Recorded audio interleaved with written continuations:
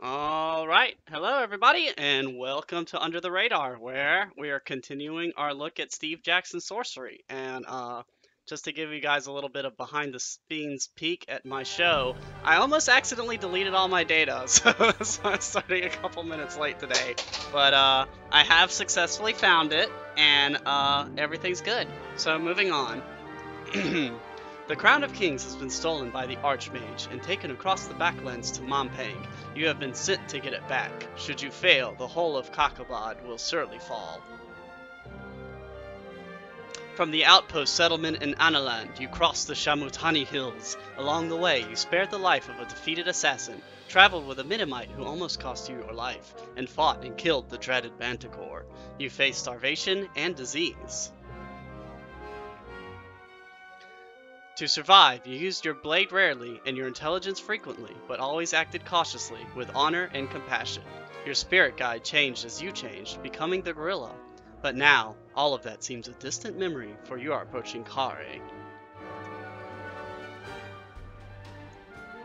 Founded on a ford of the Jabaji River, Khare was once a camp for the pirates who ambushed merchants sailing from Lake Lumele to the sea.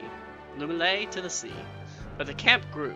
It became a village, the village became a town, and now Khare is a magnet for ne'er-do-wells and thieves ruled over by a council of villains. Let the city do its worst. I'm pretty sure I'm gonna die a lot in this one, just FYI. It is a place of treachery and traps. You will have to be constantly on your guard as you cross. Your goal is the North Gate, the only entrance to the Baklands in the next stage of your journey. For the good of the kingdom, you must enter the Cityport of Traps and make it out alive. Yeah, I'm pretty sure I'm dead.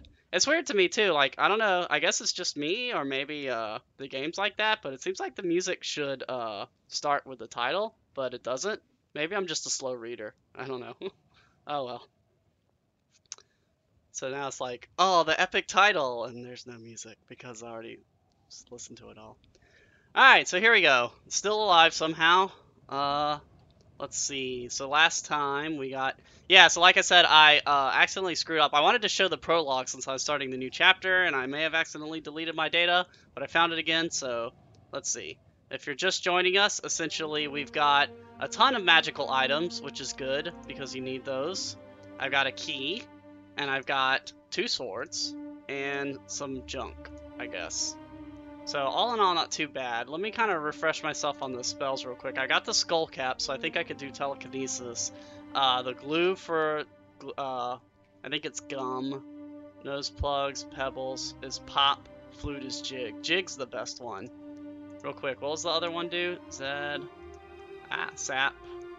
Which is the nose plugs? Niff. Okay. I'll try to remember those, but my memory's never been that great, so we'll see how it goes. Alright, well that's enough wasting time. Let's get going. Twilight already. The great city of Khare has loomed large on the horizon all day, but has been slow to reach, the path tracing great loops back and forth through a deep and narrow pass. Oh, that looks like a welcoming city. Haha, chat, very funny. Chat is saying the extra sword is in case I accidentally eat the first one. In my first episode of this, I accidentally ate my rations before even leaving the village, so... Yeah, anyway. Try not to do that again. You have not seen a living soul except once, when a dark figure raced across the hilltops overhead and then was lost from view. So you are naturally cautious when you round a bend in the path and see a beggar, crouched low against a rock, muttering to himself. Hey beggar, what's up? You stop, out of sight behind an outcrop, but the beggar does not look like much of a threat.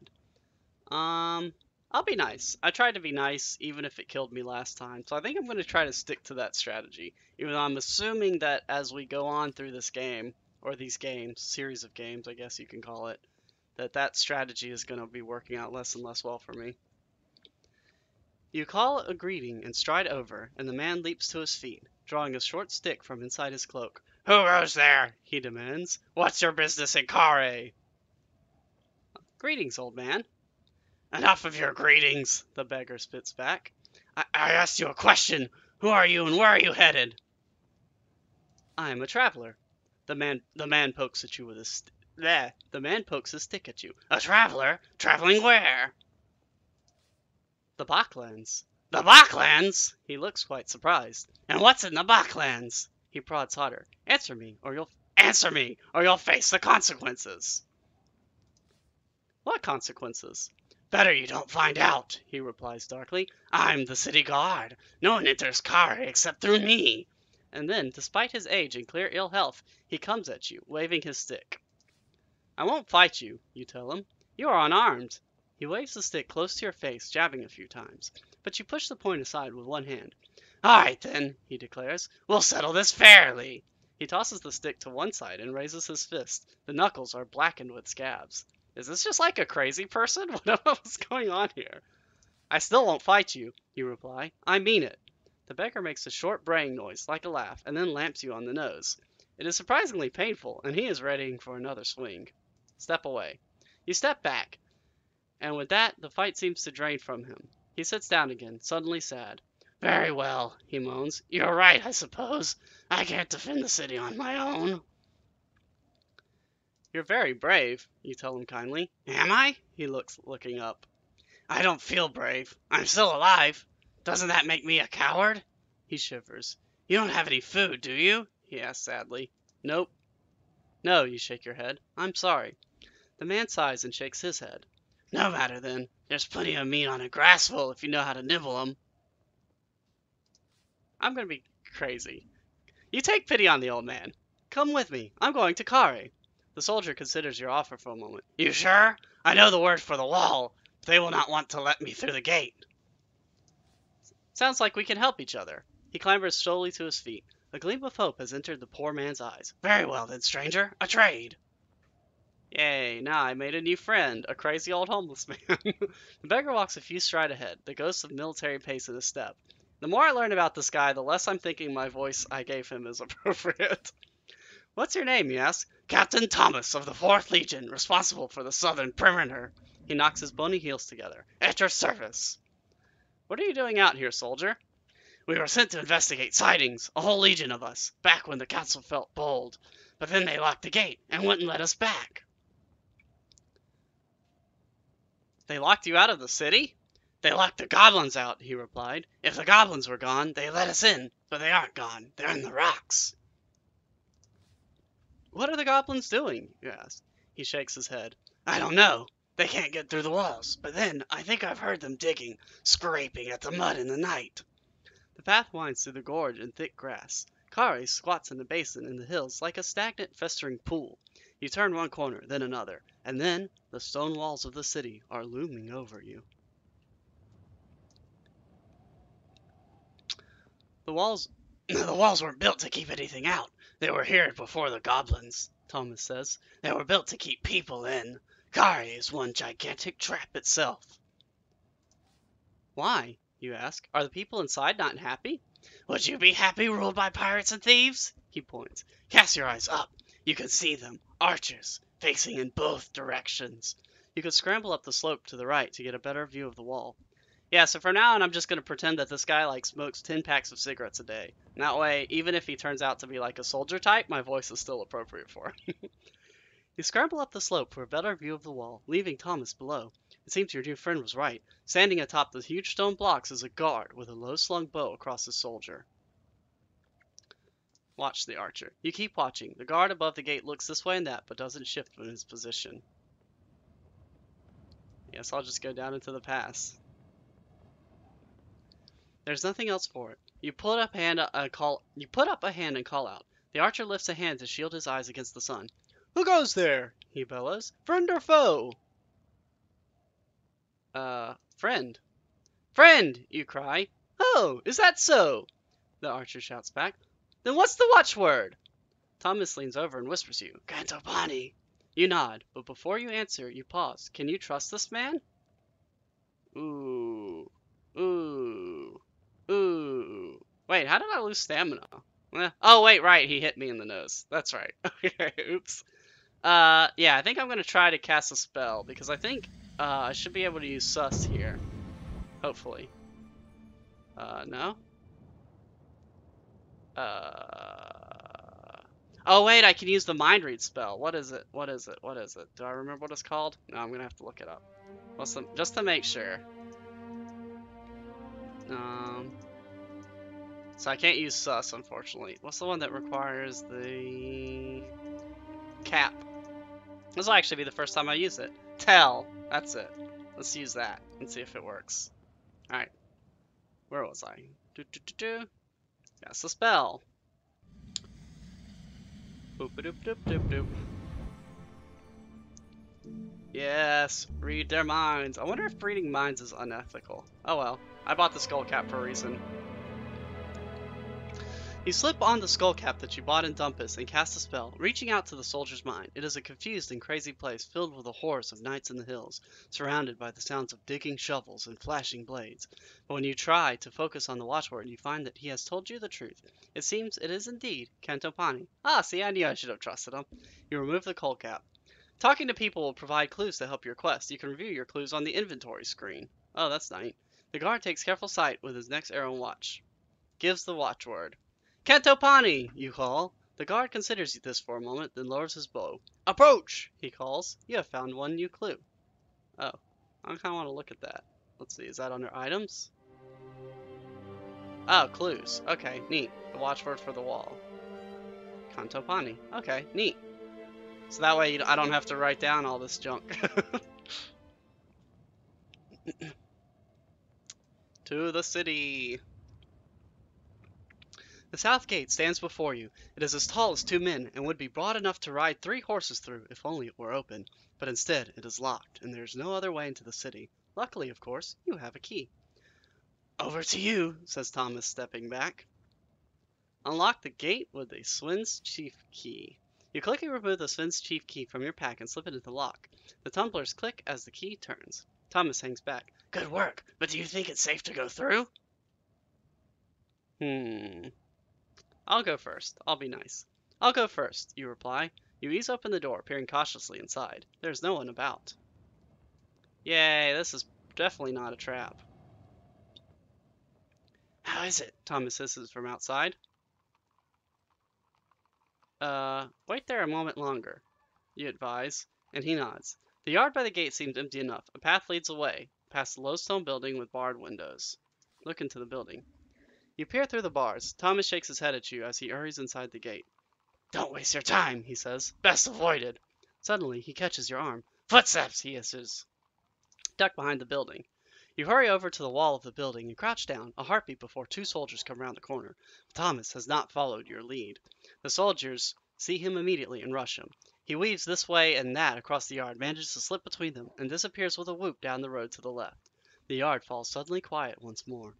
You straighten up and hear a noise through the barred window of the stone building. A sneeze? Look through the window.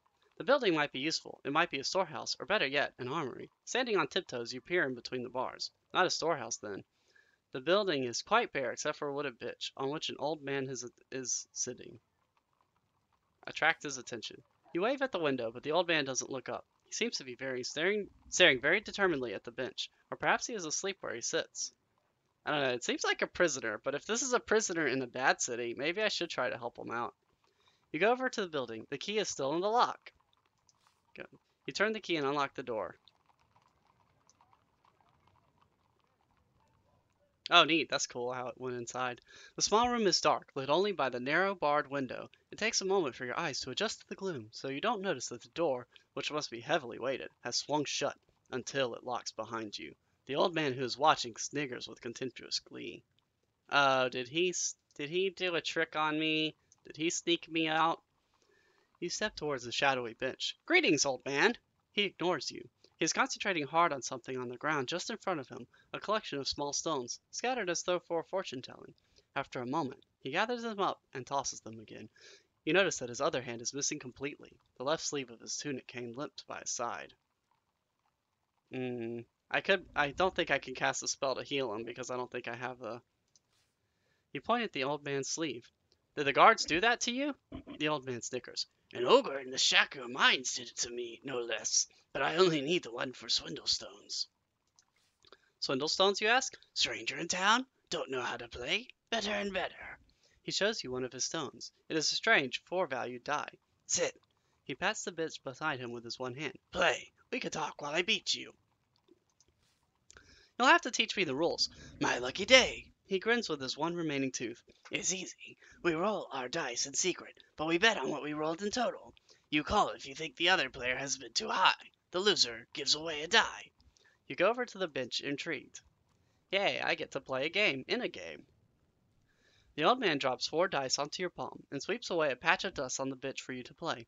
I'll go first, he says, waving his hand. Show you how it's done. Roll dice. You roll the dice. The old man peers under his palm and sucks his teeth. The game is simple. We roll and bet on what's come up. For instance, I might start and bet that between us, we've rolled at least 2 5s. But we don't know what's on the table, so I'm guessing...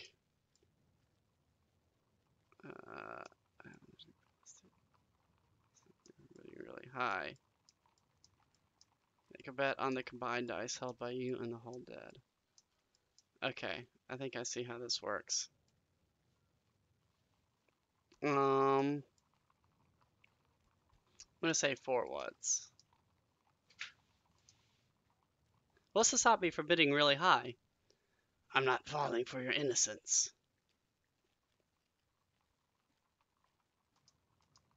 Reveal dice. Only 3 ones. The old man wins. Only 3 ones. The old man runs around. Okay, interesting. Okay, so now you pick the dice and throw. It's weird that this one's the text here is kind of not showing up right, but oh well. What's your name?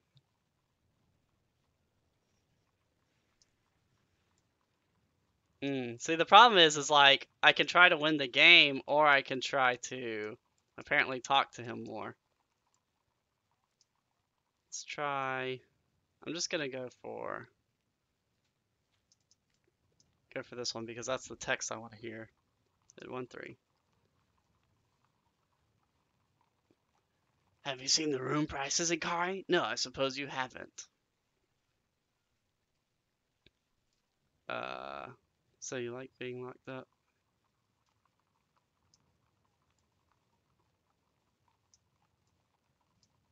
So you like being locked up? They don't lock anyone up for long, more's the pity.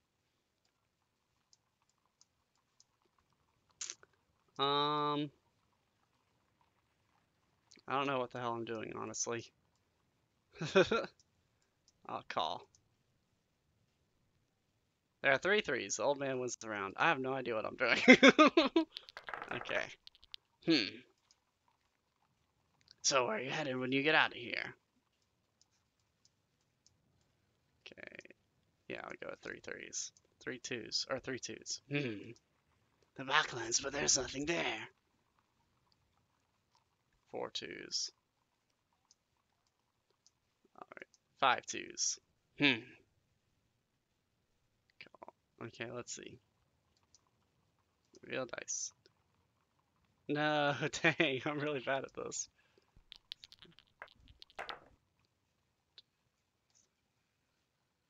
Let's do... So what's your name? Don't you worry about my name. He's not really telling me any good information. Only 1 2, the old man wins the game. I did really bad.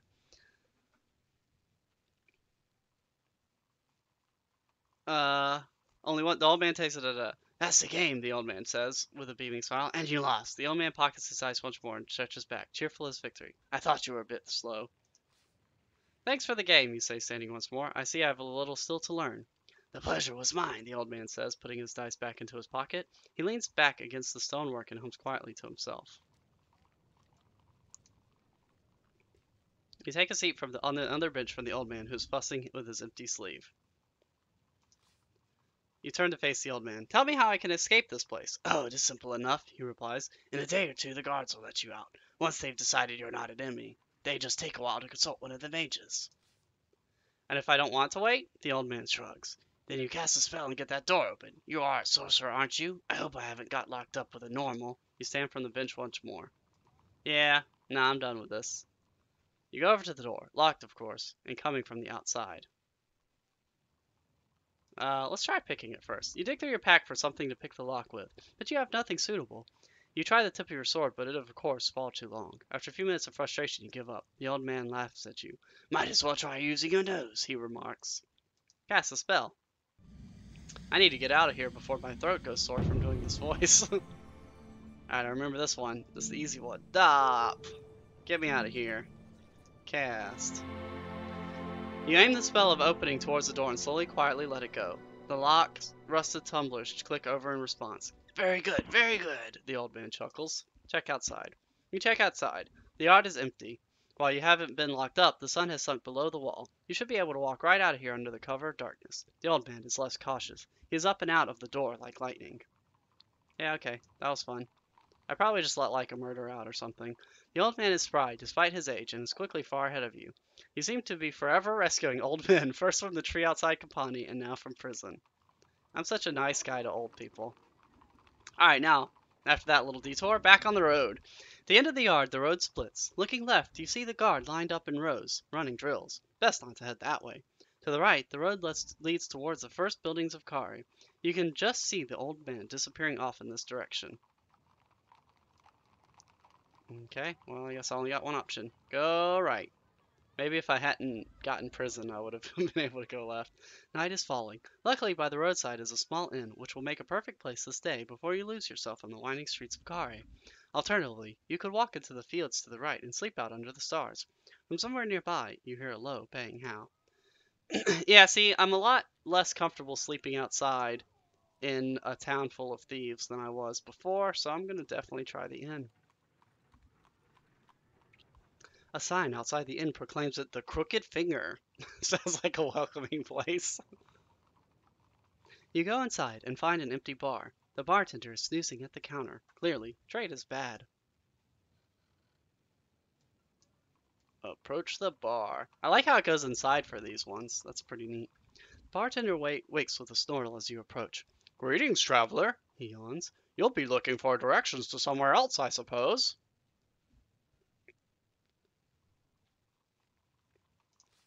I need to eat. No food here, I'm afraid, the innkeeper says. No point, since the rats get it all.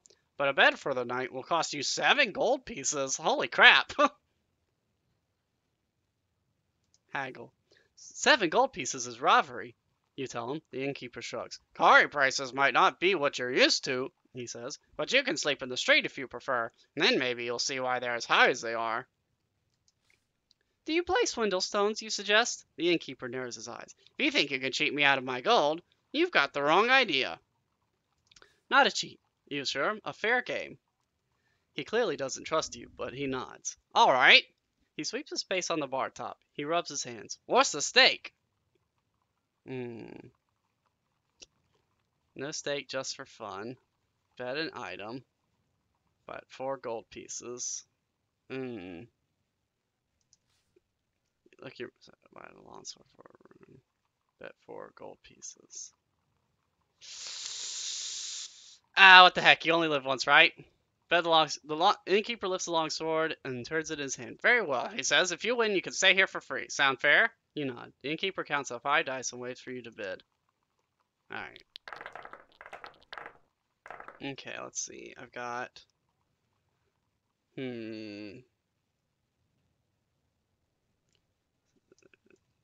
Dice. I'm gonna do 3 2s.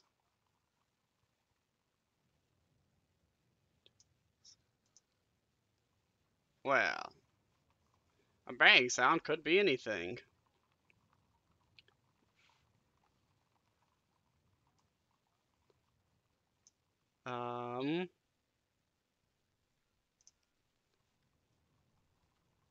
Oh no, the 4/4 the innkeeper wins around. I'm about to lose my longsword probably. I'm bad at this game. Alright, let's see. So I've got 2 5s. Let's do 3 5s.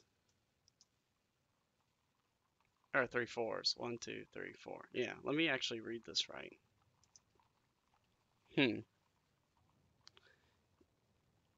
Sit down, I'm finished. Yeah, I can't really see what the actual text is here because it's weirdly at the top of the screen. Oh, actually it looks like I can scroll up. Alright, so let me go through this real quick. Da-da-da. Inside all the same call. There are 4 4s, innkeeper fees, you should pay more attention. Your dice, innkeeper fees, you need our city, 2 3s. What makes you think I'm not a guard? You don't think I know that? If the guard don't stand down, I'm finished. Reveal dice. Ah, only 2 4s, the innkeeper wins the round. Dang it, dang it, dang it, dang it. How about I'm gonna do 2 4s this time? 2 4s. Wow. That's a long road to travel. 3 2s.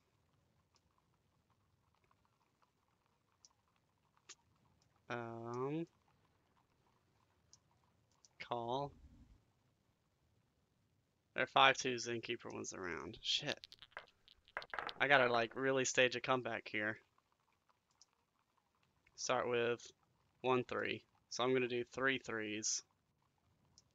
2 3 3s. Because that means he probably has 1 3. 3 3s. Oh, raise that. 4 3s.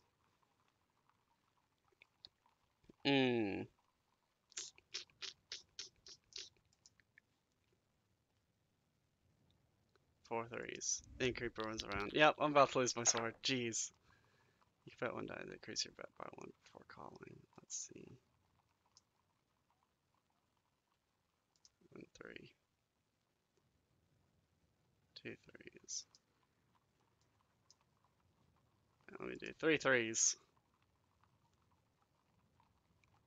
I've probably lost this. Reveal dice.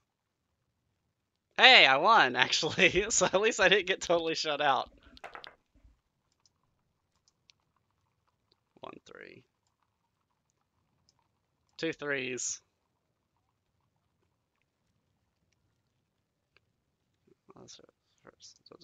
Yeah, I'll just go back and read the conversation later.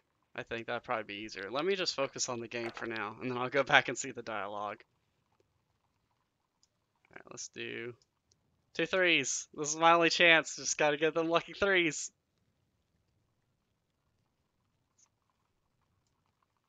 Oh, see, the problem is now he can just... I can't call more than that because I don't have a 3. Oh well. Okay, so I think I finally understand how this... Oh, wait! Round 4 is yours.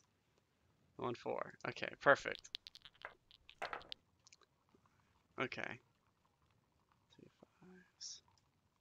Alright, let me... I'm assuming he has 2 5s, so let me try... Or 2 4s. Let me try 3 4s. I think this is probably too much of a gamble, though. Oh, haha! Okay, now it's even. There might be a chance. Okay, I'm gonna try with 1 4.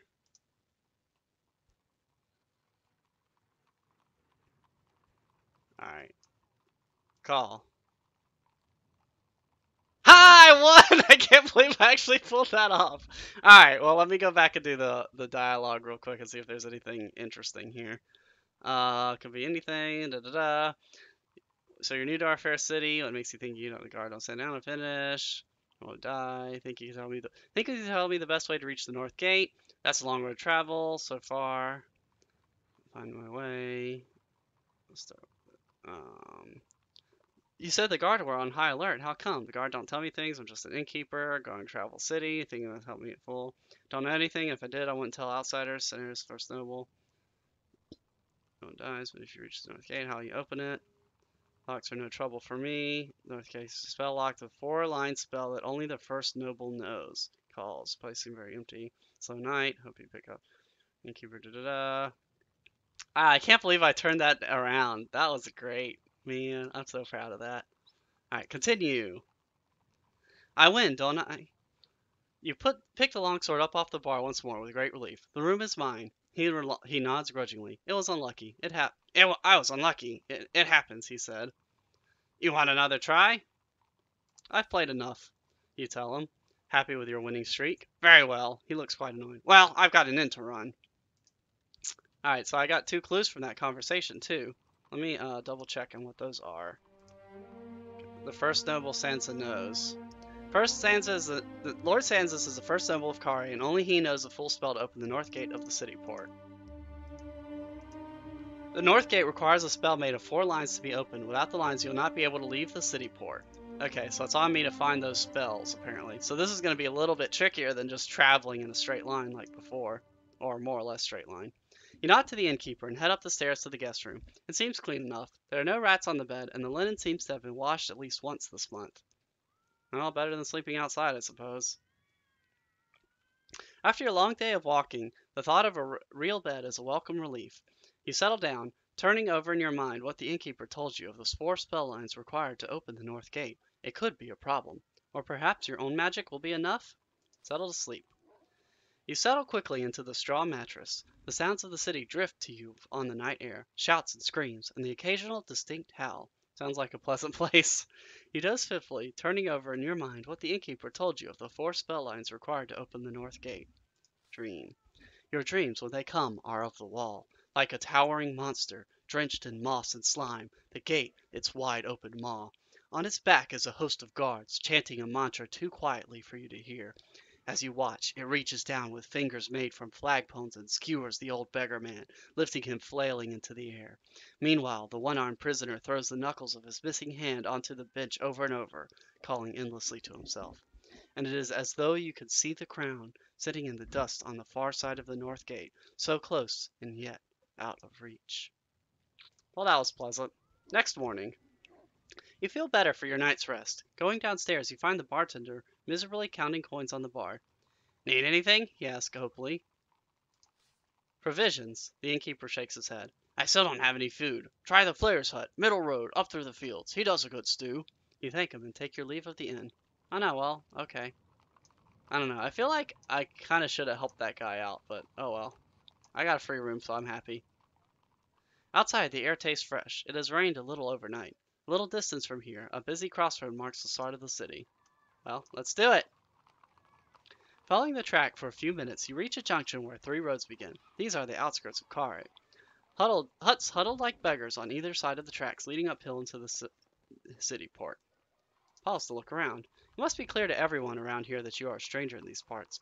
The city's inhabitants, a multitude of malevolent creatures who would kill you for the laces of your boots, turn to watch you as they pass. You are sport, a figure to be jostled and robbed, and one who will most likely fall prey to the strange, elaborate system of traps laid across Khare by the early settlers to protect themselves from one another. Look at the paths. There are more people here than you've seen in a long time. You cast an eye across the faces to see if any are Flanker, the assassin you met outside Torpani, your only friend in the city. Look left. To the left you see a group of scruffy youngsters walking up the road with packs on their backs. Ahead is the main road into the center of Khare, its surface rutted from cartwheels. Further in the distance you see fields. This is the route taken by supply wagons to the docks. To the right, the tracks head towards fields. A hut stands proud and a little further on. The business of this place is confusing, but you will have to simply strike out. Somewhere in this city must be the information you need to find the spell lines for the north gate that the innkeeper told you about. Just at that moment, a cart rolls down the road from the right and careens around the corner to take the main track ahead. On its back are stacked several crates. One teeters for a moment, then falls near your feet, its lid cracking open. You wait for the driver to stop, but they do not see you. The cart rattles away up the road. You notice a purple liquid leaking from the side of the crate. Kneeling down in the mud, you prise open the crate with your fingers. Inside is a pile of smashed bottles. Thick purple liquid swirls about, liquid littered with shards of glass. There are perhaps 4 bottles still intact, but you recognize the spell. It is Blimberry, a potion with many healing properties. I'll take 2, because I want to be kind of nice. You take 2 of the bottles, wipe them down as best you can on the grass nearby, and put them into your back. A lucky find indeed. Blimberry juice will heal you, and also do for a meal. Okay, well that works. I'll leave 2, I guess, for anybody that wants to pick them up. I don't want to be greedy. Alright, let's see. I guess I'll go to the main path, which I guess is the middle path. Why not? Yeah, let's just go straight. You stay on the main road, which rises up a slight slope to reach a small settlement of poor huts. As you pass these homes, ugly creatures gather to watch you in silence. A little further on, you come across a body lying face down in the gutter. A beggar, asleep, or some sort of creature in a drunken stupor. Check if the creature is alive. You approach the limp body cautiously. Nobody in the street seems to be taking any notice. You bend down closer and shake the shoulder of the body. There is no response. Roll it over. You grip the body's arm and turn it over. As its face swings around, you jump back aghast. The body is a semi-decayed corpse. Its rotting head is with a rotting head that is a half skull, half putrid flesh, and worse, an evil smile is spreading across its face. A moment later, it has sprung to its feet, leaping at you. Draw my sword. I think I can do this without magic. You draw your sword and inflict a quick blow. The blade lands deeper than you expect, slicing the corpse right down the middle. It collapses into a bloody mess of arms, legs, and head. But a moment later, the body parts have lifted from the ground to surround you, clawing, biting, kicking, and shoving. Okay. Wow.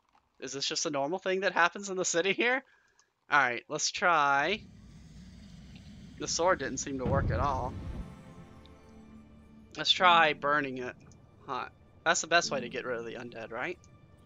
Nope. Come on. Hot. Hot. You cast your spell, creating a thick fireball in the palm of your hand. You see the light reflected in the corpse's empty eyes as they open wide in surprise. Then a moment later, flames have enveloped its body. The roasted remains tumble to the ground smoking, all life once again extinguished. The body parts on the ground squirm and slowly ooze back together. The corpse now looks once again as though it has been run over in a chariot race, but is definitely lying still, for now at least. Search the body. Expecting another immediate attack, you go over to search the body, but it's clothed in rags and has barely any pockets, let alone anything inside them. Is there any reason why I should do on these stuff? I guess look at the delt. You unstrap the corpse rope to see if anything is secured underneath it. Nothing. From a nearby doorway, the face appears and beckons you over. Let's do it. You stride over to the hut. The face is that of a small gnome who begins to chatter in a high-pitched voice. You did it? You killed it! Did you kill it? I think you killed it! It was dead before, you tell the gnome. It may not be dead now. Oh no, you definitely killed it, the gnome replies, shaking his head. It'll be a good few months until it wakes up again. We'll card it somewhere else. Here, we'll want to thank you. He reaches behind him for something. Wait to see what he does. You wait, and the gnome produces a small bag containing 5 gold pieces. I'm sure it's not much to a man like you. Oh, you are so wrong. It means so much to me. But it's all from all of us. Peering through the window of the tiny hut, you make out 20 or so faces. Thank you, you reply and nod your head. What was that creature? You ask. They say it used to be the second noble of Khare, the gnome whispers. But he angered the first, so he was cursed to live in Khare forever. Now he's like a bad gold piece, keeps showing up. He gets dumped into different parts of the city. I think we'll take him to the Sphinxholder next. It's their turn. There's a chuckle of agreement from inside the house. Wow, so it's basically just like a natural disaster. It's like, oh man, shame that zombie's coming up again. Just gotta deal with them. Ask about. Now maybe you can help me. Do you know of any of the spells for the North Gate, you ask? Gnome bursts into laughter, laughing so hard, in fact, that he begins to cry. Do I look like a knob? He asks. Do I?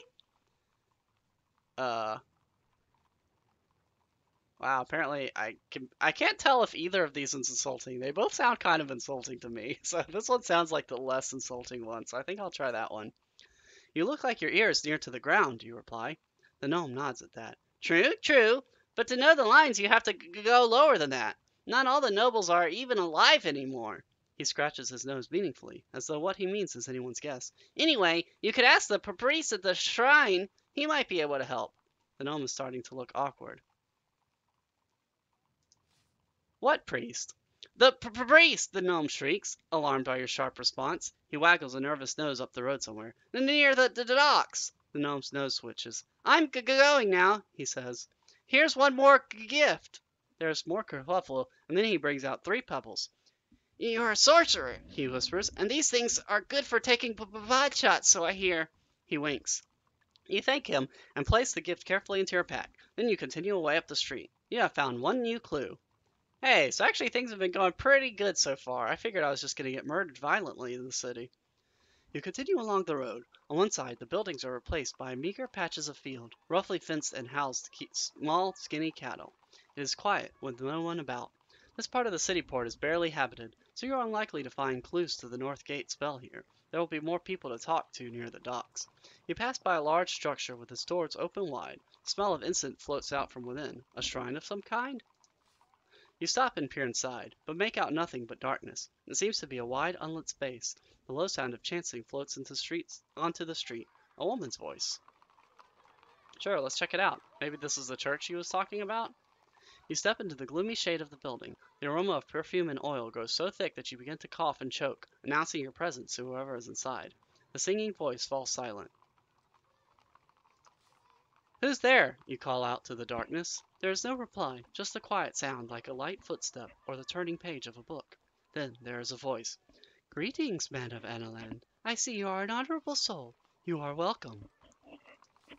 Greetings, you answer. The voice laughs a gentle pealing sound like a chime. I see you are searching for something. I'm after the North Gate spell, you reply.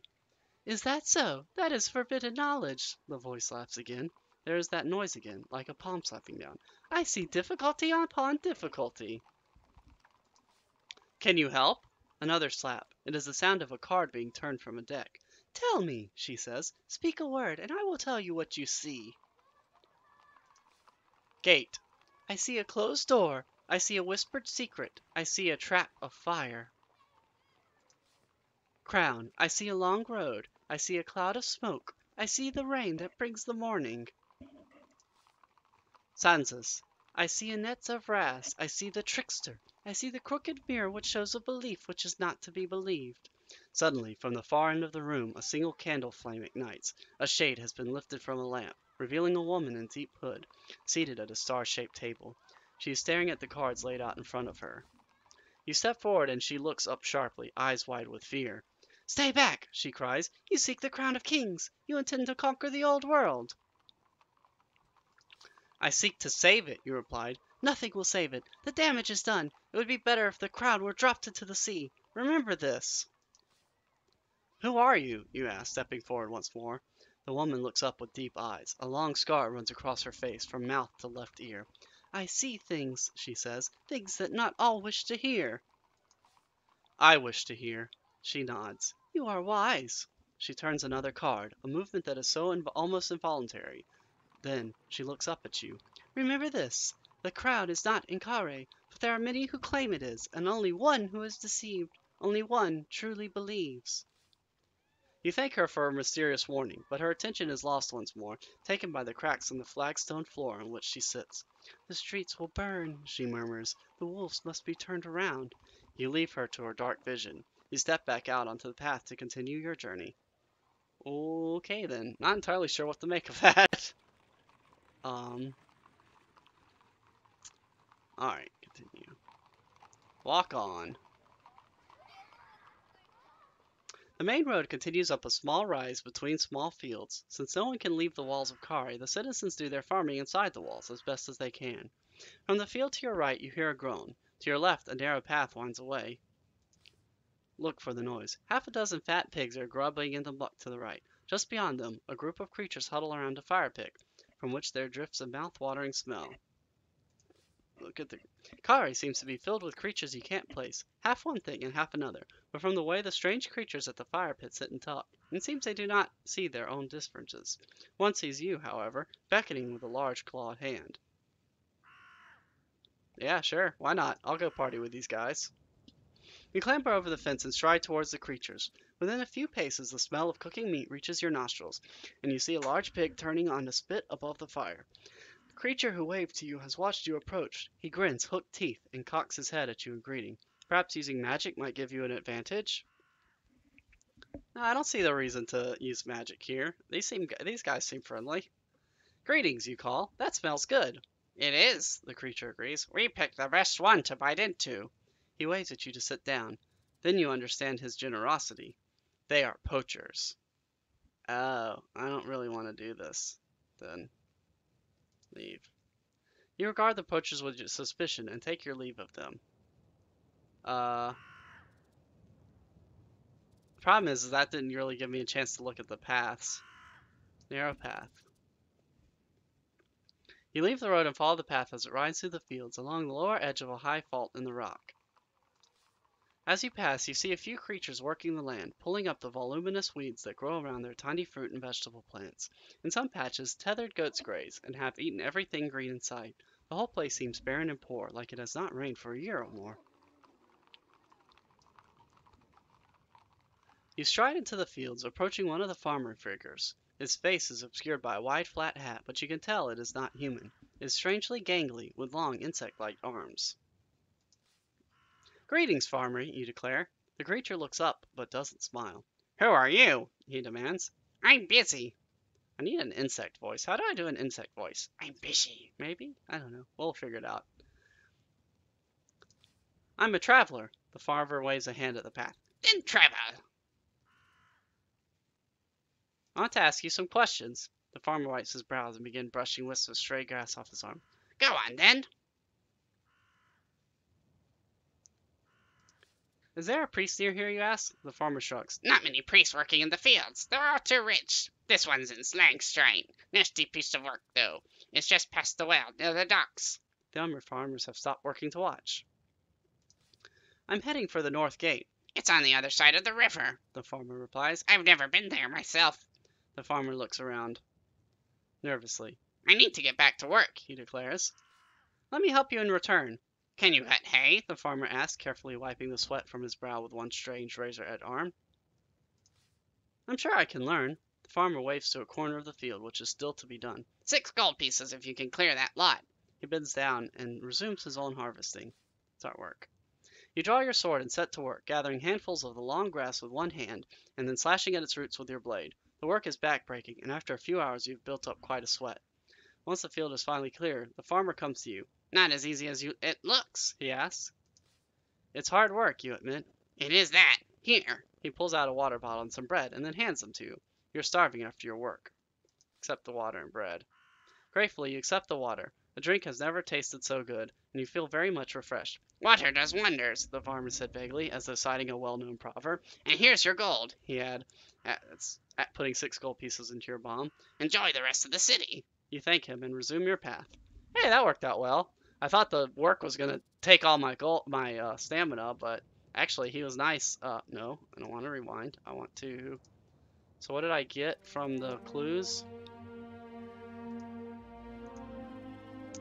Wait, it's this one probably. Priestess Shrines might be able to help you find the spell lines to the gate. Shrines looking for the oil and Lux Lord Khare. Okay. Alright, moving on. You stay on the path until it climbs gently, approaching a low, ruined wall at the back of a grand building. You stop to look over the building. It is a tall 3-story mansion, crumbling around the edge still. But it must have once been a home to a powerful and important family. Surrounded by wide grounds, an ornamental garden, now overgrown and tangled. The house is bordered by a tall stone wall, broken at the path. On the far side, you see an ironwork gate hanging off its hinges.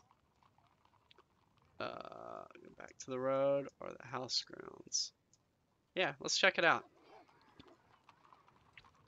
You climb over the wall into the wide grounds of the grand old house. You're surrounded by a thick gorge of thorny gripweed, and through the branches you can see the lower floors of the building. A nearby thorn patch, finding at its heart a small statue of a fat, cheerful-looking god with a third eye in the middle of his forehead. Looking more closely, you see there are small depressions on the surface of stone, on the idol's 2 eyes, a forehead, and his nose. Yes, touch the forehead. Nothing happens. Oh, no result. Touch the nose. I guess this is probably not doing anything. Touch the left eye. A gentle light begins to glow behind the statue's eyes. Press the right eye. With a gentle, gently put one finger. With a gentle click, the statue's mouth drops open. Oh dang! So touch the left eye. Touch the right eye. I feel like this is gonna be a trap, but touch the forehead. Kiss the statue. You lean in and kiss the statue on its open mouth. Some kind of liquid spits between your lips and you leap back, clutching your throat. But it does not seem to be poison. In fact, a moment later you're feeling much stronger. You thank the god for its kindness, then make your way carefully out of the thorn bush. Okay, that was not what I expected to happen there. So what clues did I get updated? Ritual Khare begins with left eye, moves to the right eye, then touches his forehead. Okay, well that was lucky. Approach the house. You stride up the middle of your yard when suddenly something knocks into you from behind, sending you sprawling across the dirt. You spin around to see a giant bat towering over you, its clawed wings spread wide, with bloody talons. Yeah, let's just fight it. I think I'm good. You draw your sword quickly and engage the creature. Let's do 5. Wow. Oh, dang, that was a waste of energy. Great bat's wings. The bat's great wings buffet at your face, making it hard to see. You slash out at the creature, hoping to cut off its wings. As the bat flutters back out of reach, you do no harm to the giant bat. Let's do, let's do 4. Side swipe. Rah! Another chance follows. Pushing off a tree trunk, you thrust forward, catching the giant bat wide open. It flutters upward. I'll do another 4. Wow.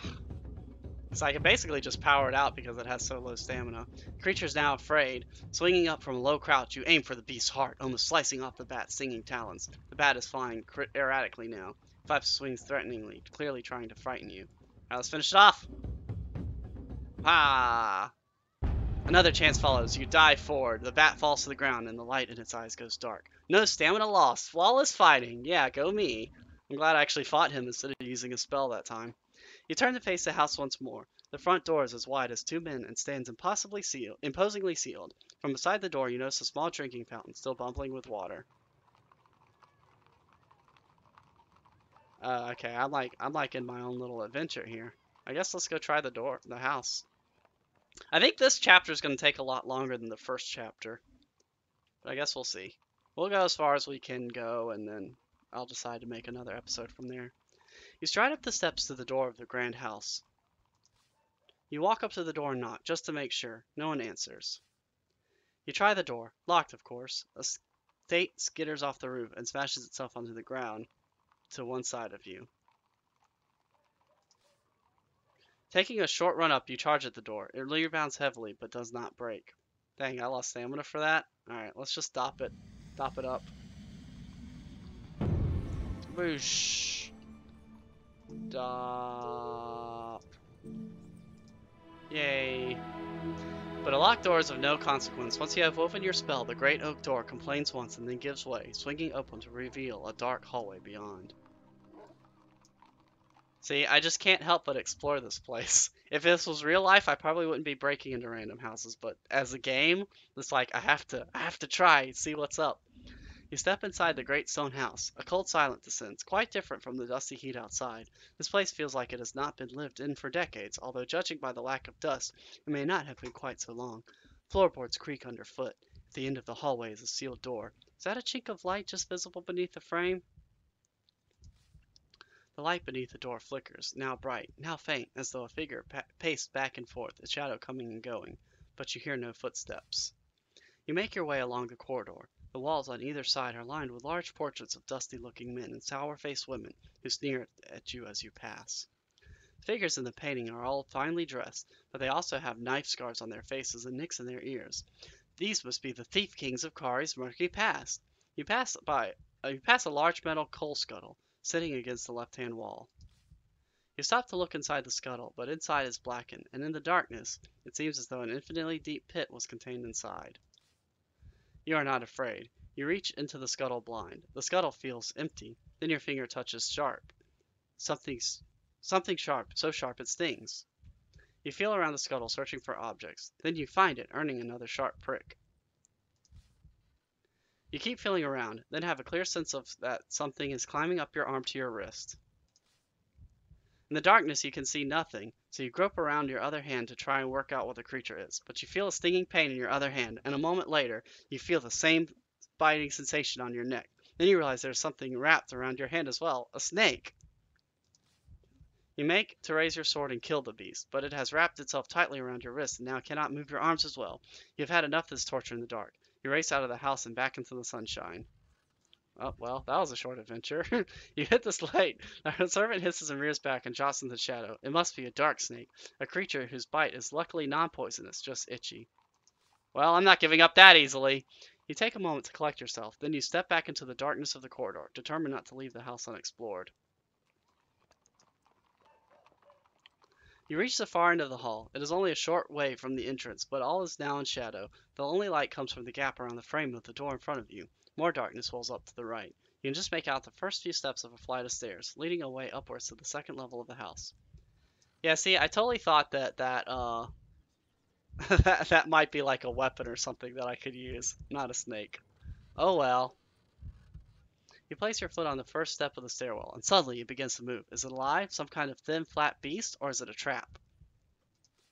You jump back in alarm. The shadow seems to churn and the steps of the staircase creak and groan as though you cannot make out what's happening.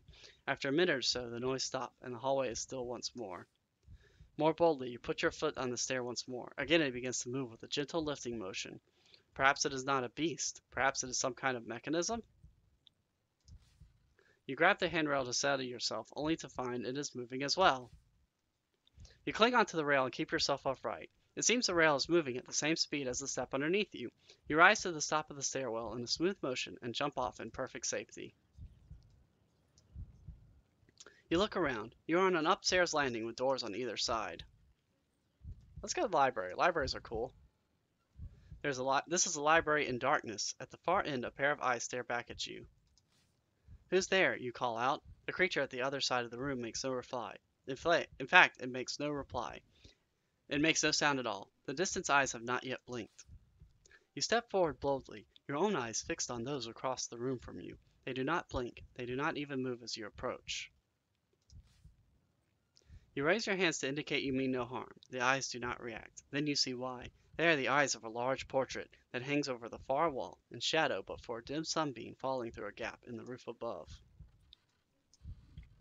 Hopefully this is one of the former noble houses and I can get a clue to the north gate here. The painting is of a proud and stern-looking man dressed in loose leather armor, with a serpent emblem stitched along the length of one arm. The painting fills the entire wall of the room, and must be twice the height of the man who posed for the likeness. You step back a little to regard the man in the picture. The most striking thing about him are his eyes, cold and cruel. They seem to gleam with a cunning and the will to survive. They are the eyes of a man who would harm you if it suited him, knowing full well what it was he did. Otherwise, he stands tall and proud, with one hand on the hilt of a sword, and the other wielding a tiny dagger. Everything about him reeks of power and of threat. The picture must be of the man that lived in this house. For anyone else, it would surely cast too long of shadow to live beneath. The eyes of the painting seem to follow you as you move. You raise one corner of the frame from the wall and peer up behind it, but it is too dark to see if there is anything hidden there. You grab the base of the painting between outstretched hands and heft the frame up and off the hook that holds it to the wall. There's a moment when you think you have it under control, then you are holding the true weight of the picture and begin to stagger backwards. You backpedal across the room, trying to keep your balance. The painting threatens to topple at any moment. If you can just get turned around, you'd be able to lean the painting against the wall. You step backwards and to the left, then bring the painting down on the floor to rest safely against the opposite wall. You rub your arms with relief. You look over the wall where the painting had hung, but there's nothing else of interest. It is just a dark outline. With the painting tilted against the side wall, you are able to slip around and look at the back of the canvas with the weak light that trickles in through the door. It is unremarkable, with just a single inscription near the middle of the canvas. Theta, 7th Noble of Khare. The painting looks like a noble, all right, or at least it looks like the painting a noble would have made of themselves. Leave the room. You turn your attention from the portrait. There's nothing else in the room. Okay, well at least I found something that hopefully makes getting my arm getting ravaged by a snake worthwhile. You step through a doorway into a simple bedroom. The bed is unmade and looks as though its owner left in a hurry. Personal effects are scattered all over the floor, as if the place has been ransacked, which it probably was. A cane leans by the bedside. You see nothing else of interest. The cane is a simple straight stick, with a leather loop at the top designed to slip around the wearer's wrist. It does not look like any sort of weapon, and it does not appear to be magic. You take it, although you cannot think what it might be for. Second door leads further into the house, or you could return to the stairwell. I feel like it might be useful. The further door leads to a bathroom. There is nothing in it, not even a mirror, only a gap where one used to hang. The only fixture is in an empty iron bathtub in the middle of the tiled floor. You crouch down and peer under the bath. Something darts at your face and you leap back.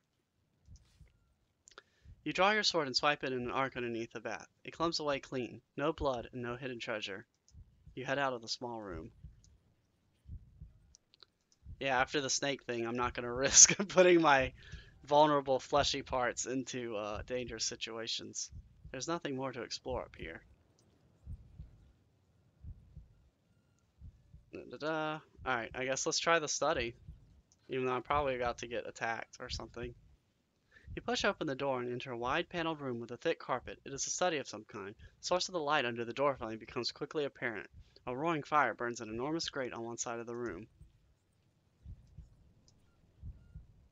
You search around the room. The furniture is grand, carved and stained and inlaid with patterns of goblin bone. There are no possessions to be seen, no ornaments, no jewels, no treasure, and no sign of the owner. It is as if whoever lived here had moved out, or more likely, as if the place had been thoroughly robbed. With the door shut, you would expect this room to be sweltering hot. Like the rest of the house, it is icy cold. You go over to the fire to warm your hands, only to find it emits no heat at all. It burns no fuel either. The enormous grate, large enough to roast a whole boar, is entirely empty of wood, ash, or coal. But the flames are none the less brilliant, and as high as a man. Piercing deeper at the base of the fire, you see there is definitely nothing burning there. The flames springing into life at a finger's width above the grate. They are so bright you can make out nothing beyond, but it seems that hearth goes back some distance. Steeling your courage, you duck your head and step into the grate. The flames surround you, their crackles whispering in your ears as though you stood in a pit of snakes. But you feel no heat, your skin does not blister, and your clothing does not ignite. You stand in the middle of the fire like some kind of demon and feel no ill effects at all. From here, you can see that the hearth extends backwards much further than you might expect. Is it a tunnel, or do you stand inside a trap, its jaws about to spring shut? Ah, See, now would be a great time to cast that spell for Suspect, but oh well. You creep forward, across the grate, through the flames and beyond, into a low stone alcove hidden by fire. The walls are made of solid slabs of stone, and there is nothing here, no treasure, no secret doors. On the far wall are a strange set of markings, a series of long grooves like scratches radiating outwards from a small hole. Is there a spell that I can use here? I don't really remember anyone offhand being useful, so let's take a look and see if there's one that's good. I mean, sus maybe, but...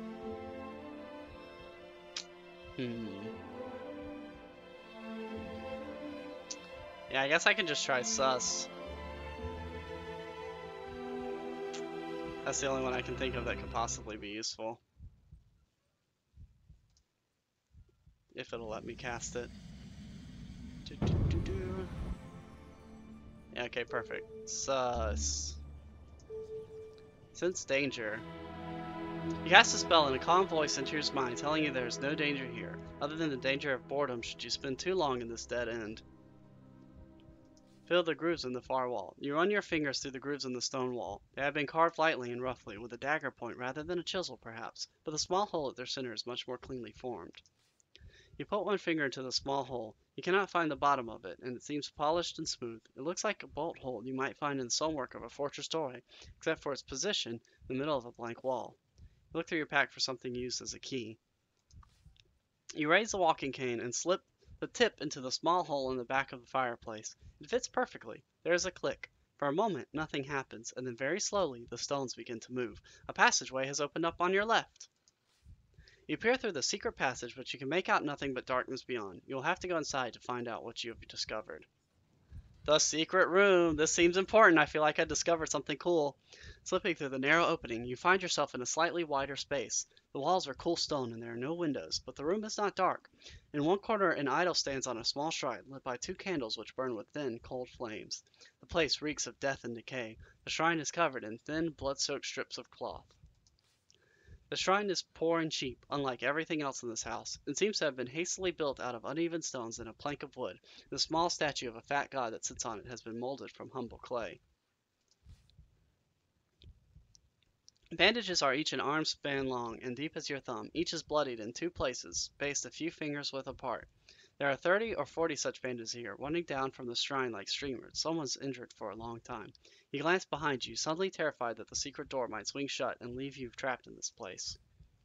It must be some local deity. At the base of the statue is the name Korga. Above his head is a plaque with a short inscription, and his face are painted 4 red dots. You are starting to get the jitters down here. The inscription is scrawled as though in the hand of a child. You have to squint to read it. Give me back my eyes. Look at the dots. The dots on the idol seem to have been daubed with a fingertip. There are perhaps directions on how to worship to God. But there's no indication on what to do, or in what order. Only the places, both eyes, the third eye in his forehead, and his mouth. He sifted the pile of bloody cloth strips quickly, stomach churning. Something gleams from within the pile, and you hover a silver badge. It is the badge of a noble of Khare. The badge is solid silver and probably valuable to its owner, should you encounter them. You place it carefully into your pack. There's nothing more to be seen in this terrible place. You slip back out of the small room of the fireplace and into the hallway. Alright, I guess that's it for this place. That was a fun adventure. Compared to the little room you have just left, the dark and empty hallway seems welcoming and friendly, but not so much that you plan to linger. There does not seem to be anything more here to be discovered. Oops. Nope. Nope. Okay, out of the house. This house is home now only to ghosts. You hurry back out of the door into the sunshine of the front garden. Outside the house, the sun is shining brightly, and is almost the hottest hour of the day. There is nothing more to do here. Oh, there's a fountain, though. Let's go check that out. A fountain by the door is still bubbling. Cupping your hands, you drink deep a mouthful and feel much better. It's time to be moving on. I guess that healed some of my stamina. You return to the front yard of the ruined house and back onto the main street. The street is narrow and runs past the grand building towards a cluster of smaller houses further ahead. A fine horse is tied to a post outside the mansion. Sure, why don't I take the horse? You approach the horse. It snorts nervously, wary of your presence. You might be able to calm it, or even talk to it with a check spell. You try a few words in the common tongue, and then a few whispered in even more gentle language of your boyhood in Strawberry Wood. Animal listens with his ear cocked, giving you a strange, distant look. But of course it does. It is horse. Still appears calm in your presence now. Perhaps you have made a friend. So if I remember right, the old woman had a spell that was CA. So let me see if it lets me talk. No?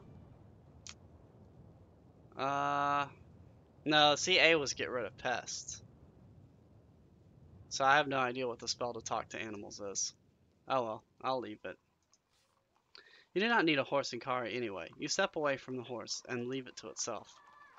I feel like I missed an opportunity there, but I don't know what the spell is to talk to creatures, so... You follow the road past the grand house. A side road appears on the left. Looking left, you see an arch, and beyond that, a wide yard. As you watch, a guardsman walks past. Yeah, I don't know if I want to get in with a guardsman. Ah, what the heck, I can't resist. You slip through the arch into a wide yard. Suddenly you freeze. There is not one guard here, but hundreds. You have walked straight into the training ground of the city guard. Captain is calling out orders at the front. We must be ready, men. The council is nowhere to be seen. The city is leaderless, and all our intelligence says that tonight is the night that Vic and his teeth will try to take the city. The guard let up a rallying cry of disapproval. You have not been spotted. A smell might be helpful here. Oh, I can do fog, maybe. Wait, no, fog isn't going to work, because I don't have, it's not an enclosed space.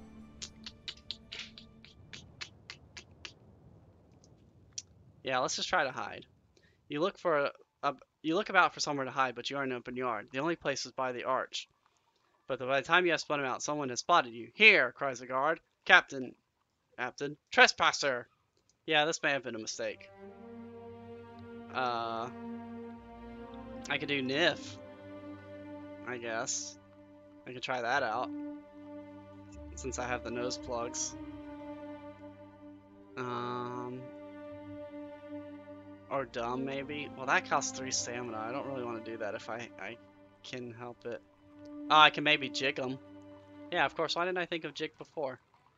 Yeah, so let me try, You look up to the heavens to find a spell, but the guards react too fast. They have had plenty of training in dealing with magic users, clearly. So, declares a triumphant captain as you are clapped in eyes, we caught ourselves a sorcerer! What do you want? You ask, willing to make a bargain if they release you. He leans forward earnestly. Tell me then, sorcerer, what do you know of Vic? I've never heard of him, you reply. Listen to me, the captain growls. I can lock you up if I want to. I can lock you up and throw away the key if I want to. I can lock you up and have the key melted down into an arrow and then shoot you with that arrow. So you better start telling me everything. Tell me who Vic is. Vic? Everyone knows Vic. Vic is the head of the slavers. Vic, who used to be the shield man of Glendragor the Honorable. He sighs. Glendragor didn't retire to Khare, of course, and Vic was never honorable. He bangs his fist into his palm. Vic, who plans to overthrow the council. You'll need spies. The captain muses. We will. We had some, but we lost them. Everyone who gets into Vic's organization doesn't come out. I suppose he pays a lot better. He drifts off into thought. He gestures to his men to undo the irons on your wrist. But don't go wandering into city guard barracks again. It's a sure way to get yourself thrown into the stocks. With that, you are escorted back out of the yard and onto the main road. You have found 2 new clues. Okay, well I actually found some handy information there, and hopefully I made a friend of that guard. Too late, chat. I didn't think to read their minds. But either way, I guess it wouldn't have worked out because they were too quick for me. But anyway, it worked out okay. I'm not dead or in prison, so that's a plus. As you press up the road, you'll notice the huts either side are getting smaller. The roadway is now bursting with dwarves and other small fellows. It seems from the contemptuous looks you are receiving that the inhabitants of the sub-hamlet are not kindly disposed towards humans as outsiders. Yeah, walking on my knees just seems like a way to insult them. I'll keep going. You walk on, smiling down at the people as you pass. You reach the middle of the dwarf ghetto, a small square with a general store off to one side. Further up the street, you see a small crowd gather around 2 scuffling creatures. Yes, I must check out the scuffling creatures. I should also probably go to the store if I get a chance and spend some of my gold. You push your way through a small crowd. In the center, two tiny creatures are grappling fiercely with each other. One is a pixie and the other a sprite. The onlookers are quite fascinated, with some cheering the pixie and others rooting for the sprite. You appear to have just caught the end of the fright. The sprite looks almost exhausted. I don't know. Should I intervene? Yeah. Help the sprite. You push your way to the front of the crowd, ready to use magic or other means to turn the tables, but you are too late. The sprite goes for the pixie with a tiny armlock. The pixie ducks, spins around with a flying high kick, and knocks the sprite reeling backwards across the door. With a hop, skip, and a jump, the pixie is sitting on the fallen sprite's chest with 2 fingers up its nostrils. Do you yield? It squeaks. The other creature makes a yelping noise, presumably a yes. The crowd cheers and the debts are settled up. Eventually the crowd disperses. Well, okay, not much I could have done there, I guess. Enter the store. You duck your head to squeeze through the doorway of the dwarf store. The proprietor is a stocky type of advanced years who peers at you through a pair of bottle glass spectacles balanced on a long and gnarly nose. You are not a dwarf, he observes with uncanny accuracy as you enter. I want to look around, you say. The dwarf shrugs. Then look away, if you've got enough room to turn that big empty head of yours. You browse the shelves of the shop. Oh wow, there's a lot of stuff. Holy crap. Provisions. You look over the food on sale. It seems palatable enough. A stack of flatbreads and some hard, squeaky cheese.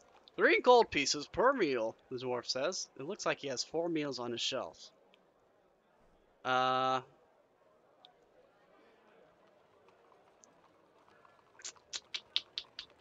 Let's go with 3.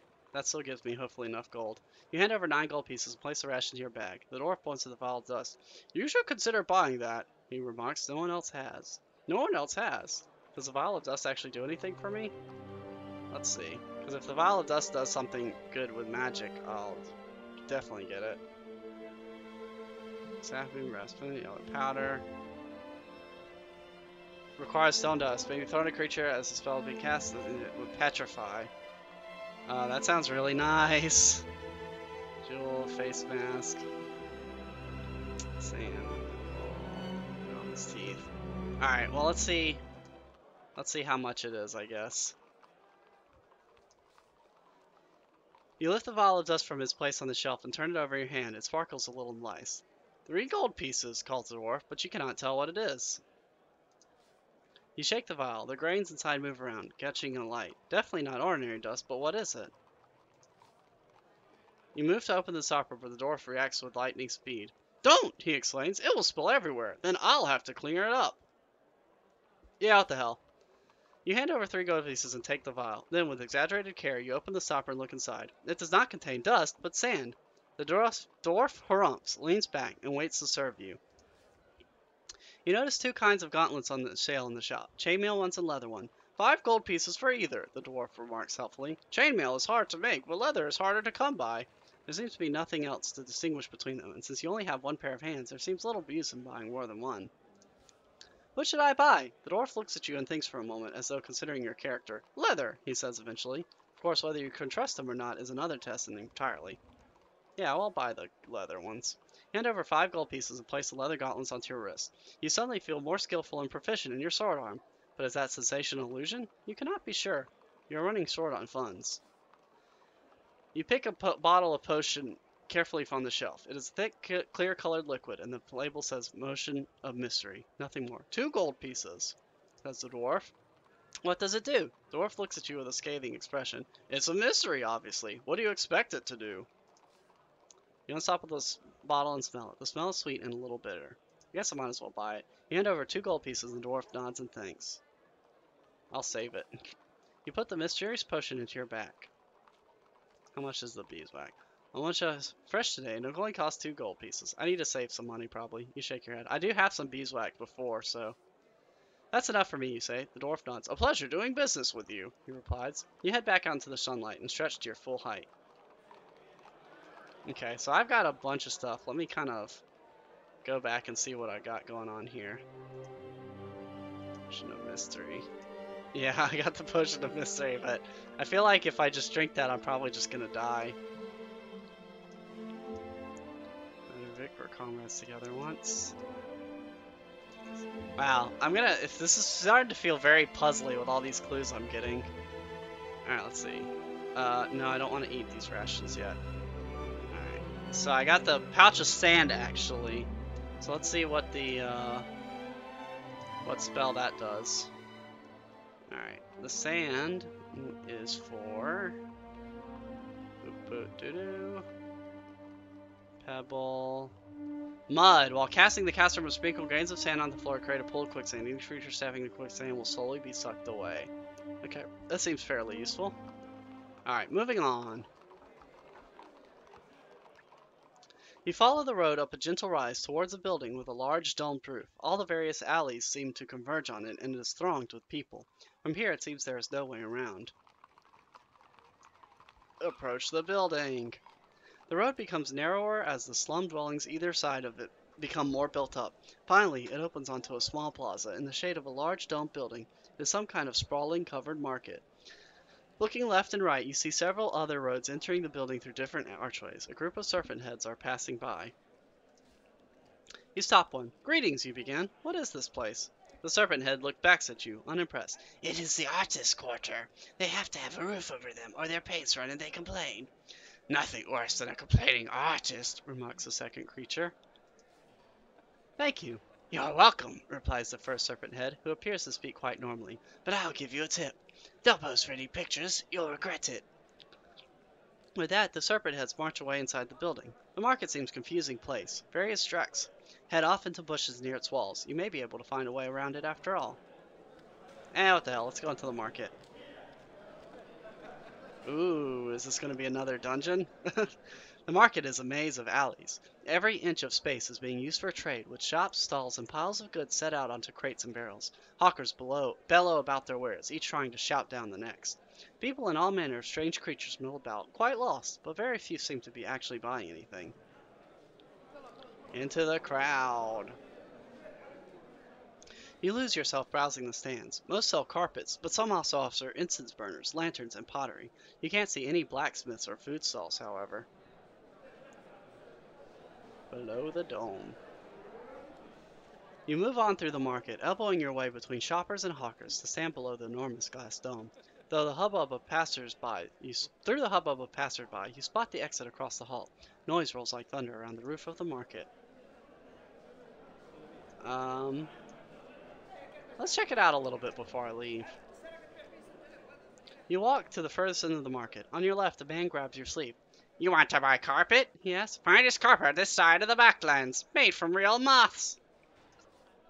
Behind the man is a towering stack, 30 or 40 carpets high. Each one is gray and so dusty that they make you want to sneeze. A fight has broken out in one corner of the market. It is quickly settled by a score of passers-by. Yeah, let's check it out. Very good carpet, the man assures you. How large you want? Size of bed? Size of room? Size of palace garden? I give you same price. He drags the carpet out to show you. The carpet he is demonstrating to you seems to be made from about 100,000 moth wings stitched carefully together. The color is dim gray. How about this? He hauls the first carpet to the door and then heaves out another. The rugs aren't light, and he huffs and puffs as he moves them around. The rug has been dyed a vivid red. It looks like something has been killed on it. Here's one made of finest buzz moth. He huffs the second carpet up on top of the first and pulls out a third. The patterns are wonderful, you tell the salesman. He pauses a moment in surprise. Clearly it's rare for a customer to say anything complimentary. Indeed, he answers, we employ only most talented children in the smallest fingers. No shape they cannot weave. No shape at all? You ask, entertained by the man's hyperbole. The man nods. None bar the mighty circle itself. Zizaf be praised. Who is Zizaf? Zizaf is the god of carpet makers, the carpet maker replies with a great seriousness. He is a fan of our work. Will you buy? Watching you frown, he goes for another rug. Perhaps something more expensive. For your lady? He stacks the third carpet on the fourth by the door and pulls out a fifth. Show me your very best carpet. Certainly, he enthaws enthusiastically. Something a bit narrower and yes, more green. He switches the carpets over. This one has a zigzag. Finest carpets always have zigzag. The next carpet is thicker than last. It is made of furrier moths. Perhaps something with a thicker pile. The stack of carpets by the doorway is growing quite large now. I feel like casting... I guess I could just leave. I don't know. I don't want a carpet. He smiles at you, as broad as the horizon. The next carpet is made by slaves of shield maidens of Lumile, he declares. Extremely rare, but when it appears, it looks much the same as the others. I really don't want a carpet. He shakes his head as if he does not understand. As he pulls out another carpet, you begin to realize he has completely blocked the door of the shop. At that moment, he whistles. Look around. You spin around to see two gnomes sitting on top of the carpet stack, holding a rug between them. They rush forward, moving past you on either side, rolling you up in the carpet. I feel like I could cast a spell right now, but I feel like I don't have enough stamina, so I think I'll just wait and see how this plays out. A moment later, the ward overbalances. You have been hoisted up onto your captor's shoulders and are being carried out of the shop. You are bounced along. You can see a tiny circle of light through one end of the roll, and soon you catch the smell of rotting fish. Then you are dropped to the floor. A moment later, you begin to spin. On one end of the carpet has been tugged. You roll forward. You are free. Then you are falling. Oh dang! Did I just get murdered? What's going on? Ah! Your eyes open. Captured again. Last time it was Elvins, and this time, well, where are you? Oh shoot! I'm like being kidnapped. You sit up and lift your hands to rub the back of your forehead. There is a lump there the size of an egg. You were hit by something? The ground below you is rocking softly. Perhaps that's why you feel nauseous and sick. You hear loud grumbling which doesn't appear to be coming from your own mouth. You look around. Do I still have my items at least? Okay, it looks like I'm still good there. It looks like I lost some gold though, but oh well, at least I'm not dead. You are at the bottom of a wooden pit in a hatch far up in the ceiling. Other bodies are sprawled around the floor. You are a prisoner. At least you still have your pack and your sword. Then you realize half your gold has gone missing. It's lucky that you are keeping multiple pouches, and so you have not lost everything. Good thing I didn't have any gold. The wooden walls on either side creak and groan. You are definitely in the hull of a boat. Someone taps you on the shoulder, and you look around to see an old man. It takes a moment to place him. It is Thomas, the old soldier you met outside the city walls. From bad to worse, eh? He remarks. I think being trapped outside the city was better than being trapped in here. What happened to you? You ask. It's not a long story. I got into the city, as you know. I outran the guard. He grins, but then his grin fades. But I couldn't afford a bed, so I slept rough. Woke up here. His face turns serious. But we have to get out somehow. If we stay down here, something terrible will happen. What? You ask, not about to be scared by vague warnings. Time was, worst thing Vic could do is sell you down the river. These days, I hear he has a wolf. Thomas looks desperate. I heard the slavers say something about a cage. He murmurs under his breath. Maybe when they lower it down, we can climb back up? The other prisoners around you groan and sigh. You cannot understand what they say. However, they all seem to speak in different tongues.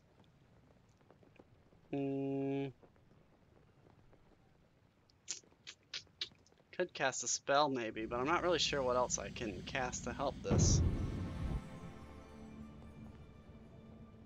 Let me look through my spell book real quick, because I don't think there's really anything that'll help.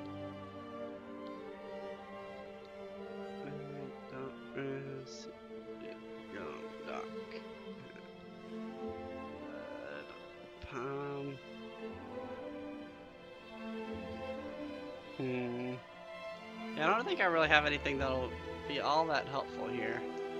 So I guess let's just wait and see what happens. You draw your heels up and wait, confident an opportunity to escape will appear. Then, as though on demand, the hatch above is open. Something blocks the light for a few moments, and then the light returns, bathing the edges of a wicker cage, with the crew are lowering down on a rope. The other prisoners react immediately, but in different ways. Some begin to scramble away, trying to get as far from the cage as possible, while others wait underneath impatiently and begin jumping to try and climb their way out. "A little present from Vic," calls one of the guards with a laugh. Wait and see what it is. The cage swings lower and lower, and you begin to see it is moving. There is something inside. Suddenly, a fanged jaw appears between the wicker bars, and the other prisoners jump back in alarm. The thing inside the cage snarls and roars. A wolf of some kind? The rope goes slack as the cage hits the deck, and as it does so, the cage falls open. You raise a pair to the gorilla, but nothing seems to change. The creature inside the cage prowls forward. It is not an ordinary wolf at all. This is a werewolf, wearing heavy, tight-fitting armor. But there is no full moon. It is not even nighttime. There is some kind of sorcery at work here. You stand near the back of the crowd, as far from the monster as you can be, and as far from the rope of its cage, which leads in a hatch and offers the only escape from this pit. Alright, cast a spell. I'm going to just try to fight it. So let's do... Can I do Raz? Can I do... I could do Walk, I suppose. Create a shield.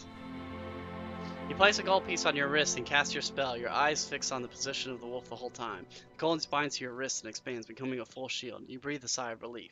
Now you are ready for the creature. The werewolf is lashing out, snapping at the prisoners nearest to it, catches your friend Thomas on the leg, and he drops to the floor, screaming out in agony, howling and writhing as though possessed. You fight your way forward through the scrambling prisoners towards the werewolf by the rope, determined to finish the monster off. The werewolf snaps at you and roars. You draw your sword and rush at the monster, but it does not engage you. Instead, it darts to one side and rushes down to the other end of the boat. It seems it would rather not risk a fight if it could avoid it. One of the creatures bitten by the werewolf suddenly begins to shake violently. His arms and legs curl up under his body. They are growing longer, and they are growing fur.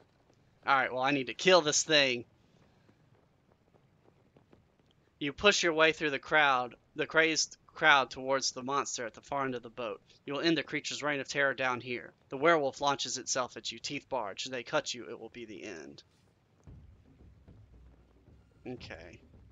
Alright, well, I basically can't get hurt, I think, at all. Oh, no, that's not good. That's not a good start.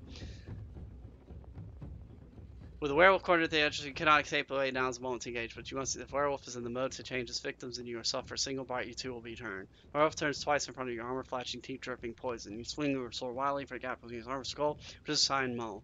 The werewolf stops to bear his teeth dripping with drool and blood. Oh no, that's bad. Ouch. Then the beast is charging, spittle flying from its open jaws. Settling your stance, you stab forward, hoping to pierce the werewolf's very skull, but it's charging forward and you are not flying. It crouches down to its armor and snarls. I think it's going to do a low one after that. You risk a lunge. The blow hits the werewolf armor and slides away. Ah, jeez. You bring your sword about for a wild blow, but your sword cannot penetrate the werewolf's armor. Its legs stiffen, preparing to pounce. The slavering beast charges for your throat, but you react fast, dropping down behind your shield. You are shaken but unharmed. The werewolf howls and whimpers. Ah, jeez. Okay, let me just... You turn your blade around for a vicious attack, but the werewolf is hunched low and your blade cannot reach it. It falls upon its tense, making ready to spring. At least the walk is making me negate damage from defense. That's a really good spell. Werewolf runs for your neck. You fling your shield up and knock it away. Crouches behind a pile of rack and twisted bodies. Okay, here we go. I have to beat it out on an attack. You stay low and ready. The werewolf circles around you, snapping out of the air. It howls and moans. Ah, shit. You twist your grip for a manic blow. The strike hits the werewolf arm, slides away. It's like, let's prepare to leap. Alright, let's try another one. I have to beat it out on an attack. Bow! There we go.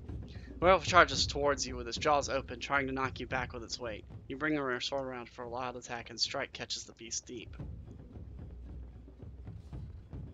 The werewolf flashes out with its claws, but you duck. Fur and spittle flies past your head. You cannot hide forever. Crouches low beneath its armor and growls. Yeah, it seems to have a pattern here. Okay, so 5.5. Oh no! Alright, here we go. All out. Ah! Oh shit. Drops defend. So it seems like it tries to attack whenever you attack, basically. Alright, so now let's go in for the kill. Ah.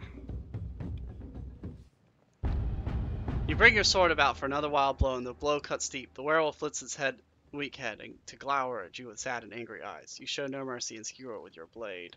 1 stamina lost. Skilled swordplay. Hopefully that doesn't mean I turn into a werewolf. The shield disappears. With the werewolf dead, you race for the rope to climb out, and the other prisoners do the same. Soon the human cargo of the hull are spilling out onto the deck. There may be 20 swarthy slaver here, but there are almost 100 prisoners, and they are furious. Your clues have been updated. Oh, what did my clues update? Vic's teeth. Werewolves, trapped in their lupine form by plate armor, stalk the city at night, controlled and owned by a man named Vic. Okay, that's messed up. On deck. The escaped prisoners overwhelm their would-be captors like rats. Luckless pirates are tossed into the hold, and even less fortunate ones are sent over the rail into the filthy water of River Jabaji. Fight is desperate. The foe is hardy, well-armored bunch, but this fight could be won. Join the fight. I ain't gonna let these guys fight alone. I got this. You swing boldly into the fight, picking out the leaders of the Slayer, striding the decks towards him. That's the spell. I still haven't gotten a chance to use Raz yet. Is it gonna let me do that? I could do... Zap. Sure, why not? You cast a spell and the slaver seems to pale and then shrug. Here, he says, you win. He turns his blade and hands it over to you, then dutifully begins to bind his own wrist. The other prisoners have finished off the rest of the crew.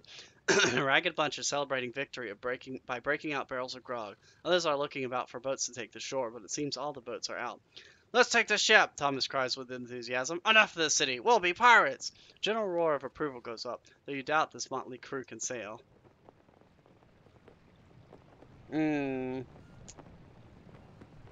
Yeah, see, I could captain the ship, or I could jump overboard. I don't know, I feel like they're gonna die if I don't help them. So I'll try to captain them and try to get them to go back. Can you sail, you roar at the top of your voice? Can any of you dogs sail? Because I can. Follow me and I'll have you out of Khare in the lush waters of Lake Lumile by sundown. And you think, then you can moor up on the far side of the river overnight and skip the ship for the Bachlands and the rest of your journey. The prisoners, your ragtag crew, raise a great roar of approval. Grog is passed around, and you clamber up to the ship wheels and begin directing the course. Steer north. You turn the ship about, but then another vessel across the river begins to move. It bears the same flag as your own and is turning to broadside. Raise that sail, you crawl desperately. Get us underway. But yours was a foolhardy dream. That bunch of exhausted, malnourished prisoners could sail better than Vic's flagship, because that vessel is bearing down on you now. Cannons reporting flame and smoke. Seems Vic is not unwilling to sink his own ship. These shots do not go across the bows of the boat. We're hit with a gurgle and glurgle. The ship sinks under the water, and you swimming through the thick filth and fighting for air. Well, that did not work out well. You're on the thick sludge of the river Jabaji River. The river bods with wreckage and cargo from the sunk vessel. There's no signs of your friend Thomas. You gasp for breath, almost retching from the terrible smell of sewage and rotting fish and slime. But you quell your nausea. You cannot afford it until you are safely on dry land. You must swim. Of course, all your water damageable possessions have been ruined. Thankfully, however, the pages of your spellbook are protected. Oh no! Dang, so what did I lose? Oh no. Oh no. Okay, it looks like I have most of this stuff. Got my weapons. Clues are still there, that's important. Okay, it looks like I actually got most of the stuff, except my rations and gold are gone. which is bad because I needed those. You flail and trash through the thick, goopy water. Yeah, I know, not having my rations hurts, but especially since I'm already so low on stamina. You make for the near bank and reach it quickly, hauling yourself out onto the dock. You get a few funny looks from passing creatures, but not many as you might expected. Alright, back on the dock. Alright, let's see. How much did I gotta see how far. So I got captured over here. So I basically skipped this whole section. I'm assuming I can probably go back into there if I need to, though, because I think I might have passed up that church. Oh well, anyway, let's move on. And after I was trying to be so nice to the carpet guy, I was trying to be nice and let him down easily, but no. Oh well. The market traders begin to set up their stalls, fighting and threatening each other to get the spots closest to the ships. A few sly types, probably pickpockets, begin to prowl the shadows between the stands. There are still areas of Lower Khare you have not explored, but you cannot afford to waste more time in these slums. The gate lies on the other side of the city port, and you must cross it without delay. You do not have enough money to buy anything yourself. Yeah, I'm kind of in a really bad position now. In fact, I think I'm going to go ahead and pray. Oh, no. Okay, well, I guess I'm just screwed because I've got 9 stamina, no gold, and no rations. So, yeah, that's not a good turn of events. Let's see how we go. You ignore the various food stalls and watch the river as you wait. After a while, a grizzled old man arrives and unlocks a small booth by the harbor bridge. He goes inside and closes the door behind him. Impatiently, you go over to the booth and knock firmly on the door. The old man lowers down the window and leans out of the booth. What you want? Good morning, you begin cheerfully. Ha! He replies. Are you going to lower the bridge? You ask politely. The man pulls a face, curling down the corners of his mouth. It's not yet time! When is time? You demand. The man leans into his booth to consult something. His head reappears a few moments later. Tide's gotta go down, he says. You wait another half an hour, enjoying the morning sunlight playing on the river. It feels like the first rest you've had since you left the outpost settlement. It's hard to imagine that, had it not been for the Archmage and the Birdmen, you would have never made this journey, never explored the world outside the Shemutani Wall. You look around the dock. By the base of the bridge, you notice a wrench-like contraption. Perhaps it lowers the bridge? No, I don't want to be a jerk. You wait a little longer. Suddenly, there is a flurry of movement from inside the booth. The old man leaves his booth and goes over to a contraption on the waterfront. He begins to heave and wind an ancient winch. Seems to be quite hard work. He is trying to move the whole weight of the bridge single-handedly. You get to your feet and go over to help the man out. Gruff, he growls. You'll break it. Ignoring the man's complaint, you grab the other side of the winch and turn. The bridge lowers much faster than he could have done it alone, though the man does not stop complaining and whining. Finally, the bridge smacks down into place. The man does not thank you, but sulks back inside his booth. You cross the bridge over the river Jabaji, which runs like a slime trail through the center of the city. Then suddenly, the boards underfoot begin to creak. It looks like you might have damaged the bridge when you lowered it so quickly. Oh, geez, I guess I did. Sealing your nerves, you creep cautiously along, trying to make the wood shiver as little as possible. But you have barely gone a few strides when the wood gives out, and you are dumped into the water below. Oh, great. This is the second time I've been in the damn river. You're on the 600 River Jabaji River again. The river bobs with wreckage and cargo from the sunk vessel. There is no sign of your friend Thomas. You must swim for your life again. Wow, I'm 0 for 2 with this damn river. Turn to swim across the river for the far bank. It is quite a long distance, and the water is thick and foul. You swim, swallowing mouthful after mouthful of river water.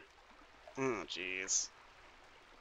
The far bank seems an incredible distance away. The water grows thicker as though turning into pure slime, but finally you are within reach of the far bank. Your fingers grasp for it desperately. Oh, jeez, I'm in really bad shape. You are worn out, but at least you have enough strength to haul yourself up onto the shore. Drenched you may be, but you have reached the bank of the upper Khare. The buildings here are not as grand as on the south side of the river, but they are in much better condition. Fewer people live on this side, away from the fields and the hills, but those that do are richer. They are also likely more dangerous. But of course, it is on this side of the city that the North Gate stands. A crate from the sunken ship bobs in the shallows. Once you've hauled the crate ashore and levered it open, you find inside an assortment of small daggers, of little use to you, and several tunics. But there is also a cloth-wrapped package containing the 2 meals' worth of bread, and a pile of waterlogged leaflets printed with the words, Vic for First Noble. You follow the road away from the river. leaving dripping wet footprints on the dirt track towards a fork in the road. Alright, so thank God for that. I need to eat. I have not eaten since I've gotten into this dang city. You eat one of your rations. Alright, that feels a little bit better. Jeez. Alright, let's hope my luck gets a little bit better here. So well here, hold on. What was the clue that I got? Was it that just Vic is trying to become the first lord? Or first noble? I don't think that would be good for him to be first noble. The early morning sun is beginning to wake the streets of Khare. A few creatures roam this way and that. In one corner, a spring bubbles with fresh water. Looking left, the roads head through the residential area that seems well cared for. A short way off to the right is an open plaza. You cup your hand to the water and drink your mouthful. It is fresh and invigorating. You stop a passing creature. Excuse me, I need to ask you. The creature's head is bowed, and it doesn't look up, but it pulls itself free and hurries away. It is too miserable to seek. There is nothing for it. You will have to explore for yourself. I guess I'm going to turn right. I don't know. I don't want to get too close to the north gate right now because I still need to explore the city. You turn right, heading away from the city wall. The sign points towards Fireview Square. You pass large houses that have the aspect of official places of business. One is marked with a clawed fist of a moneylender.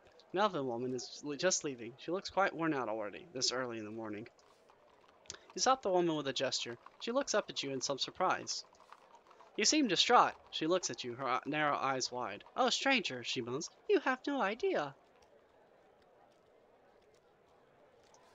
The money lenders have not been generous, you suggest? The woman laughs. When are they ever generous? But today they have been cruel. She wipes her eyes with a ragged cuff. But no matter. I should not have expected any different. What of you, stranger? You do not look like a Karian to me. I'm new to Khare, you explain. Is that so? She replies. Then maybe, she wipes a tear from her eye, maybe you'll need a guide? That would be useful.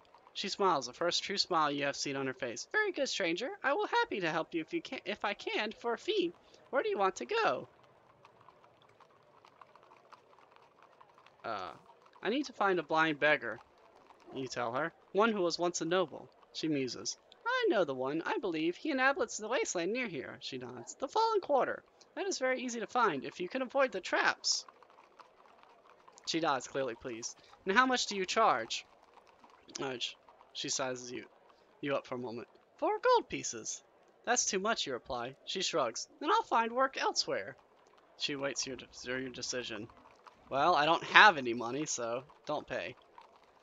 No, I will find my own way. Very well. May you stand in the first portal trap you see. Wrapping her cloak tightly around herself, she steps to one side and hurries off down the street. You watch her go with some sympathy. Okay, well, at least I found some clues for that. I mean, if I had gold, I would have paid her, but I kind of lost all of that. The alley gets wider, and passing a long building on the left, which seems to be full of children. On the step, a lanky man sits with eyes firmly closed. You go over to the man to greet him. He does not look up at you. What is this building, you ask? The man does not look at you. His eyes remain closed. Is he asleep? Do you play Swindlestones, you ask? The figure nods once, slowly. From his pocket, he produces a set of dice.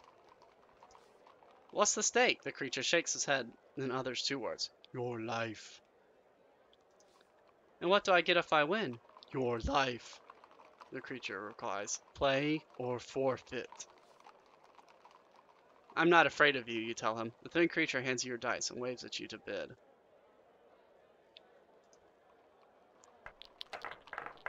Okay. How about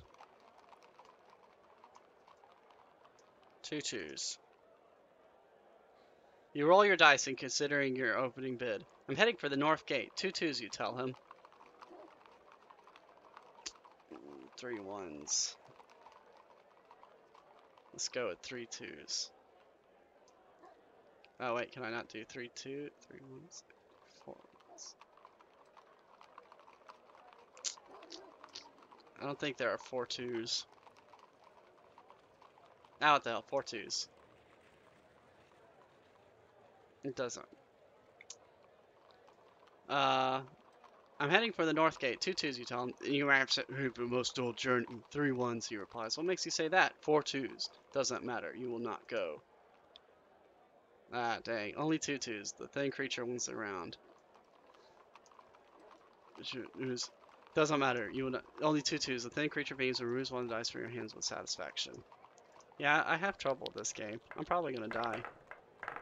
Roll dice creatures and bounces had to think. Let's see. I played another creature earlier today. 2 4s. Aha. Did it win? 2 4s. It was an elven. Elvens are not proficient at swindle stones.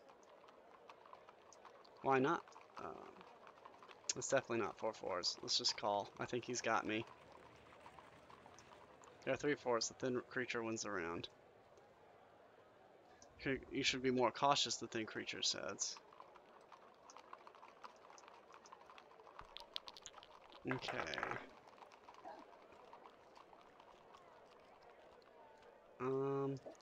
Let's go straight for 2 3s.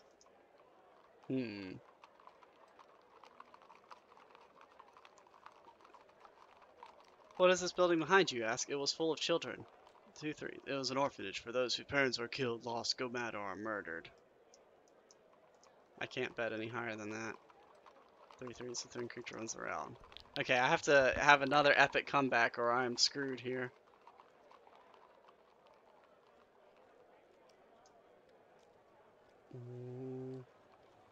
Let's do 2 5s. Or 2 4s. Yes. Perhaps our wager is wearing heavily on you. Please, there's no reason to worry. You will lose. Be certain of it. Roll dice. Ah, there are 2 4s. The round is yours. Awesome. Roll dice again. So at least I don't get totally shut out. You roll dice and consider your opening bid. How about 2 3s? What happens to children in this orphanage? Are they put to work? Once they are old enough, they are put to work. Khare always has more often. Alright, yeah. Call it. I think I lost here. Yep. I think creature wins the game. Oh, well, I'm probably about to die. I will give you another chance, he declares. Will you play again? I'll play again. Okay, yeah, let me try it better this time. Let's see. So your opening bid. I've got 2 3s. Let's go with... Let's go with 3 3s. 3 5s. Call. Ah, or 3 4s. Shit. Okay. I'm just gonna play because doing the dialogue doesn't seem... You should have seen this week. Now let's do 2 5s. 2 4s. I'll raise that. This guy's mean. Haha, only 2 4s. The round is yours. Okay, so we're even now. Let's see. So I've got 2 4s. Let's do... I'm just gonna do 1 1. 1 2. Okay, how about... How about 2 4s? 3 4s. Call.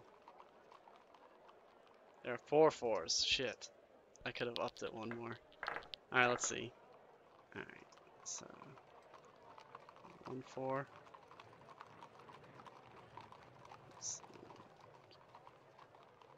Hmm. 2 2s.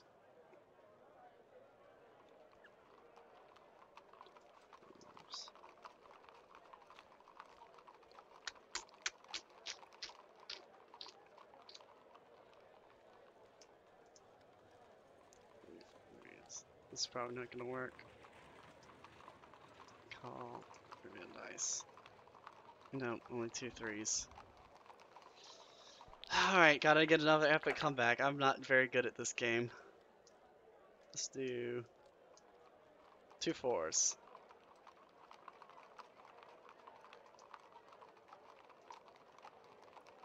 Oh no. You lose again, the creature says. For a moment, he opens his eyes and you catch a glimpse of a burning fiery red mass. Then a searing pain erupts down your side. Then everything goes black. Oh, great. Am I dead again? Oh, jeez. Can I please just have something go right for a change? You are marched away through the alleyways into a building surrounded by a high wall. It is a prison. You are dragged across the yard and into an underground corridor. A cell door is open and you are thrown inside, landing squarely on top of another creature. You pick yourself up to your feet and dust yourself down. Apologies, friend, you say to your cellmate. It is an elven, like those you met in the Shamutani Hills, but he seems worn out and exhausted. The creature nods to you. Welcome to my little world, he replies.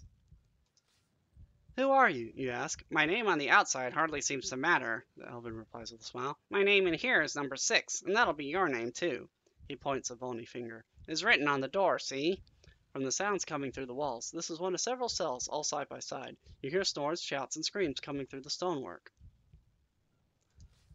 What is this place, you ask? This is the jail of the Red Eyes, the elven says. There's one outside, and he points to the guard, whose face, with eyes closed, fills the tiny porthole. The cell is empty except for a bucket. Murmuring an apology, the elven uses it for what it is for. You are an elven, you say. I met your kind before. I have the freedom of your village in the hills. He shrugs. If you go back, they'll try to rob you, he says, but that's not why they locked me up for. Why are you here? You know, the elven replies with a sigh of some passion. I ask myself every night since I was arrested months ago, and I still can't figure it out. I didn't do anything to upset these people. My only idea is the Red Eyes aren't happy unless they got someone locked away. He smiles thinly. Maybe now they're here, they'll let me go. Do you think so? No, he sighs. I don't. The smell from the bucket in the corner of the room is quite terrible. How can we escape, you ask? Escape? The elven laughs. If there was a way to escape, do you think I would be here? And do you think I haven't tried? I'm an elven. We're not known for sitting still. And it's true, even as he talks to you, he's constantly fidgeting. Yes, cast a spell. I guess let's just dop it out. Although I'm assuming that that guy staring at the window is probably going to make this not work, but I guess it's at least worth a shot. You ready your mind for a spell, but nothing happens. The elven laughs bitterly. The walls are infused with Minimite blood, he says, to stop people getting out that way. I would have used my own magic if it worked. Oh, okay. You dig through your packs for a key. You pull out the Khare gate key. It doesn't fit in the lock. You have tried all your keys. You give up in despair. The elven sighs. A shame, you had raised my spirits. You raise a pair to the gorilla, and as you finish, there is a tiny click, the sound of a lock tumbler falling over. The elven's narrow eyes open wide as portholes. You wait until the guard outside has turned his back, then slide the door open. You'll not be looking at the other way for long.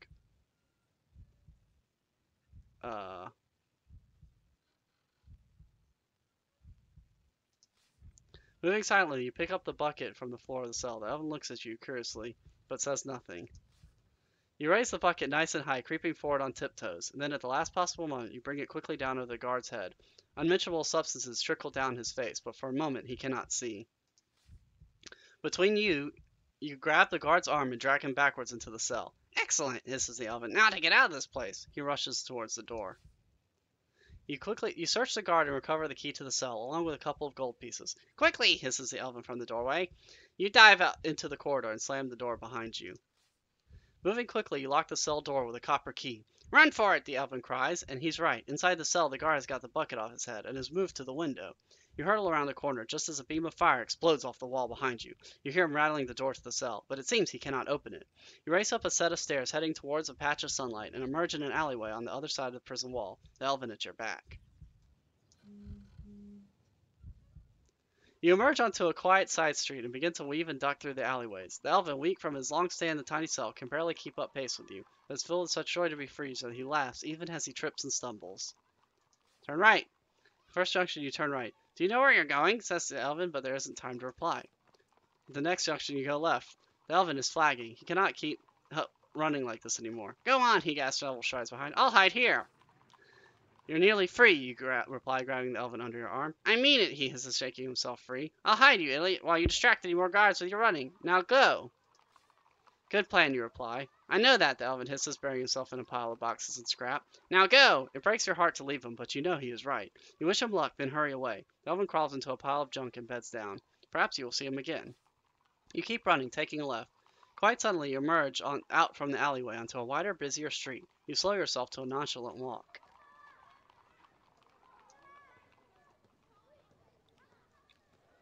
The road turns and heads roughly southeast once more, but you have been spotted. A group of young orklings are hurrying towards you. Alright, well, I think that's about time for me to start wrapping up anyway, now that I'm free from this prison. Wow, we had one hell of an episode today. But I think I still have a long way to go here because I still have a very large portion of the city that I haven't explored. And I don't think I found any, really, of the spells that I need to get out of here. So, yeah, I think I still got a long way to go. Alright, so yeah, so we'll go ahead and end it here, and we'll pick it back up. I may not be doing a show next week because of the 4th of July weekend. We'll see. I guess you can check, but I may do one, I may not. I haven't really decided yet, but if I'm not, you'll know why. But yeah, otherwise, hope you guys enjoyed watching me fail miserably over and over again as I constantly got tossed into the river and kidnapped and imprisoned. And if you're looking forward to more of my terrible misery and misfortune, then be sure to join me next time, Monday at 6 o'clock Central, where I'll be continuing the playthrough of Sorcery. Until then, I hope you enjoyed, and have a good night.